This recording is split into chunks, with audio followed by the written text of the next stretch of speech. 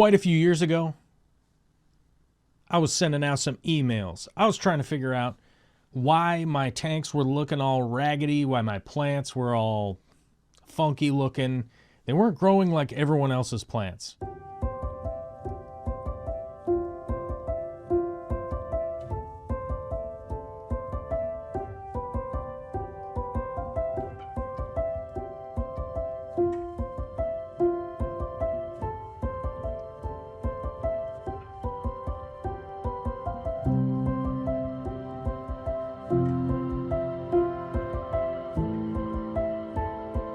Luckily, I had a couple of people point out something to me that just hadn't crossed my mind on how to propagate my plants properly and maintain my aquarium looking the way that I wanted it to look.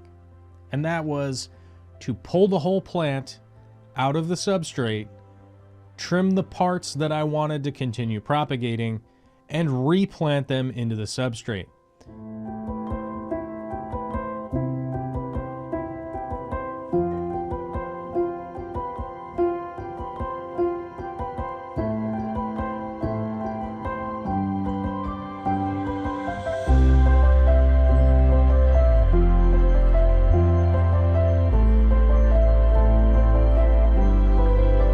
My tanks are set up the way that I run them.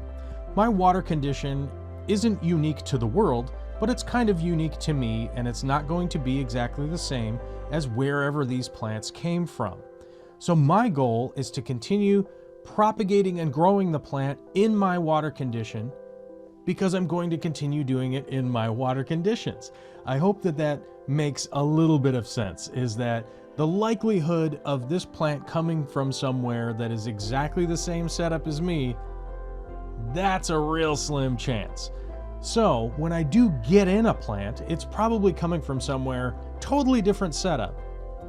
And that's fine. I'm going to adapt the plant. It's going to sprout and grow, and I want it to continue to do that. And I don't want to maintain this old growth that isn't set up for my growing conditions.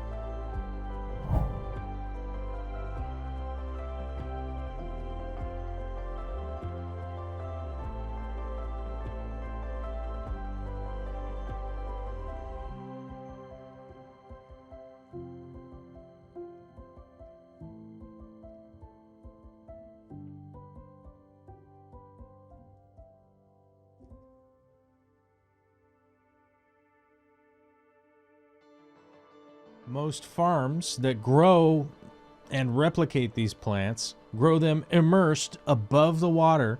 So even from that standpoint, I have to convert them from growing above the water to be growing under the water. Now, whatever is left over of the plant from the farm to my tank to adapted and growing, I want to get rid of that portion of the plant. Now, why is that? That whole portion of the plant has grown somewhere else under some other conditions. It's never going to grow optimally in my water conditions because the basis of that plant is not set up to grow in my water. Does that make sense? It's kind of the layman's version of, you know, the biology of transitioning from one environment to another. Humans do the same thing. If you move from Arizona to Alaska, for instance, it's going to take you a certain amount of time to completely adapt to the new environment that you live in. Same thing for plants.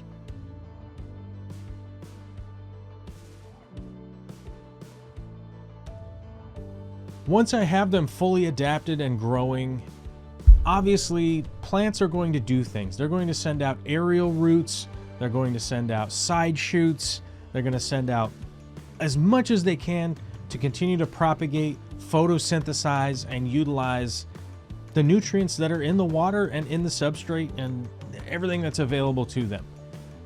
That isn't necessarily going to be optimal for my aesthetic viewing of the aquarium, which is one of the main factors that I focus on running my aquariums, is my aesthetic appeal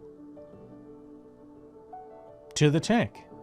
It's something that calms me. It's something that is my zen, whether it's bonsai, it's meditative, whatever you want to call it. That's something that's very calming to me, and it is one of my goals to have things look and appeal just a certain way, because it gives me the feeling like I'm being successful at this thing that I like to do.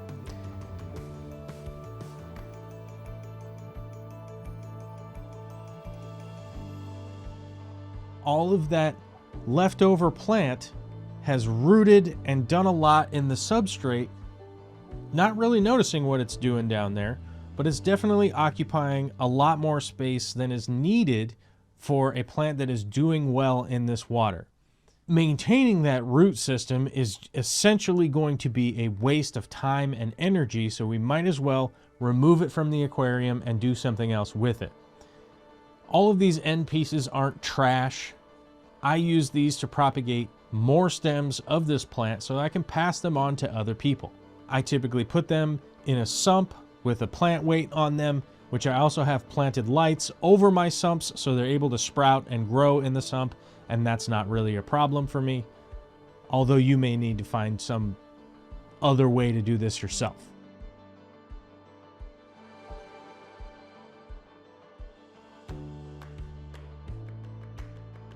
Trimming is a simple operation. We're basically taking the top 60% of the plant, maybe 70% of the plant, and removing the bottom portion and essentially taking that away. The tops will be replanted into the substrate where they were planted before, thusly regrowing in the bright, vibrant manner that I want them to grow in this tank without having to change how this tank is being operated. I won't have to change water parameters, lighting schedule, or any of that kind of stuff, because now they've adapted to the system that I am running, and we can just continue running the system the way that it is.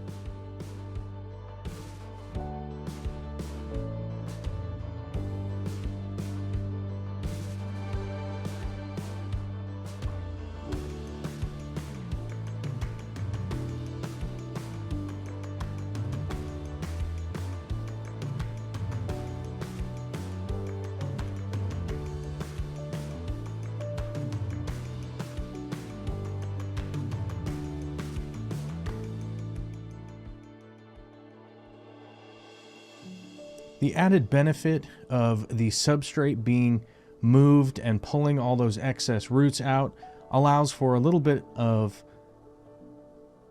stirring, I guess we'll call it, of the substrate to kind of mix it up a little bit, break it up a little bit, which is very common in house plants, for instance. If you have a house plant in a potted plant and it becomes root bound in a pot, it means you got to take it out, bust the roots up, put it into a bigger pot, add more substrate. I don't really want to be adding more substrate to my aquariums on a regular basis, even though I do from time to time add a little bit.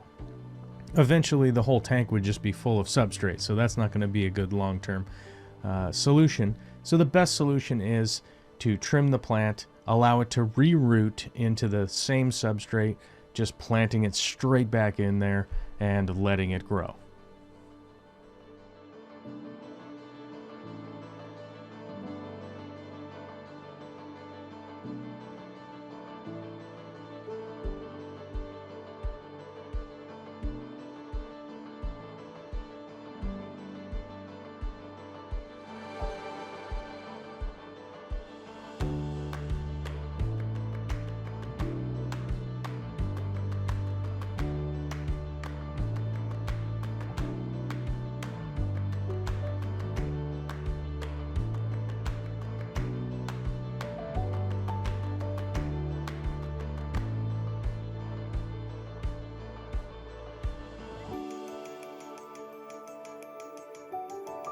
Hey, hopefully this video was helpful for you. If it was, click all the stupid buttons down there, do all the YouTube things, help us fan fund this channel and this projects that we're doing around here. Hopefully I can continue to make more and more videos for you all and help you out with your hobby, or maybe someday it will be your profession too. I would like to see that. Later.